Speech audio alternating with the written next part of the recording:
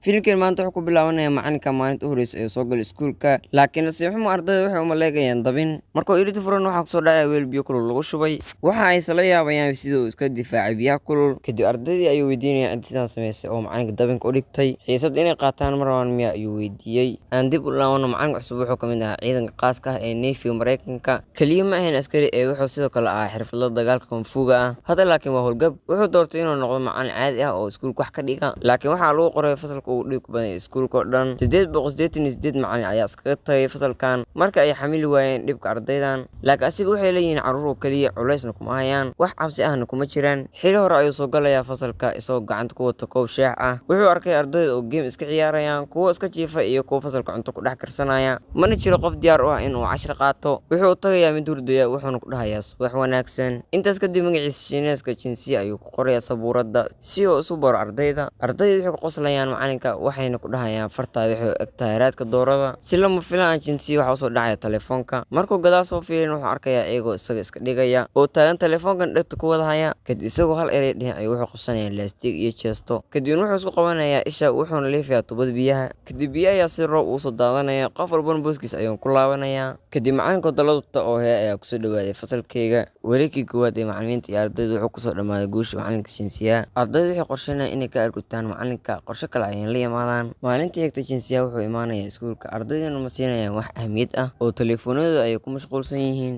Macalinka wuxuu ku dhahayaa ardayda waxaan idin weydiinayaa 3 su'aal. Qofkii ka jawaabana fasalka wuu ka baxayaa, wuxuu doono ayuuna soo ciyaarayaa. Jinsiya ardayda uu ku yaqaan sigaar cabo ayuu weydiinayaa inuu sigaar ku dhiibo. Kadib wuxuu ku dhahayaa qofkii sheeg kiimikaalka uu ka kooban yahay sigaarkan wuxuu aadayaa banaanka si uu u soo ciyaaro. Arday ayaan ka jawaabaya wuxuuna dhahayaa waa bixi kartaa. Dhammaantood way yaabayaan sababtoo ah markii hore kaftan ayay u qaateen, laakiin run ayuu u baxayaa qofkii su'aasha ka jawaabo. Qof kastana wuxuu ku hamiyaa inuu ka jawaabo su'aashaas. Su'aal labaad iyo mid saddexaad ayuu jinsiya weydiinayaa. Dhammaadka xiisadda wuxuu qof walba wax ka barayaa dhibaatada iyo halista sigaarka. Kormeerayaasha ka socda wasaaradda waxay arkayaan wax ka socda fasalka jinsiya, waxayna ka xumaanayaan qaabka uu wax u barayo ardayda. Waxayna ugu hanjabayaan maamulaha iskuulka haddii ay ardaydan keenaan imtixaanka buunta hoose in la xiri doono iskuulka. Laakiin jinsiya waxaas dhan kama sii yeelanayo. Wuxuuna aaminsan yahay aqoonta wanaagsan in ay tahay in ardayga isagoo ku faraxsan oo wax barta. Xitaa iskuulka banaankiisa ardaydu wuu warhayaa wuxuu booqanayo. Guriga wuxuu waalidkii lacag ka siiyaa jaabkiisa si nolosha waalidiinta ardayda ay u sii socoto. Wuxuu xitaa kala xayaa carruurta iyo waalidiinta isfahmi karin. Wuxuu tartan u qabanayaa ardayda si ay isku dhexgalayaan ayaga iyo waalidiinta. Mid ka mid ah ardayda waxaa qabanaya maafiyo, waxayna ku dirqinayaan maadooriye. balse jinsiya ayaa kasoo gaaraya wuxuuna ku dhahayaa mudanayaal ka raali noqda haddii aan qasay. Waxaan raadinayay ardaygayga, waa wiil yar oo xoogaa dheer waana 16 sano jir. Waxaana soo istaagaya niman feeryahaano ciyaarta UFC-ga, waxayna fiirinayaan ninkan Shiineeska ah ee caatada ah, wayna ku jeesjeesayaan, waxayna kula talinayaan inuu meesha iskaga tago. Intaas kadib jinsiya wuxuu maqlayaa qaylada ardayga, wuxuu u dhaqaaqayaa dhinaca qaylada, laakiin waxaa hor istaagaya kuwo murqaweynayaal ah. Laakiin mar qura ku jebinaya cadayga mid ag taagan, halkaas ayaa waxaa ka bilaabanaya dagaal. Wuxuuna u garaacayaa mid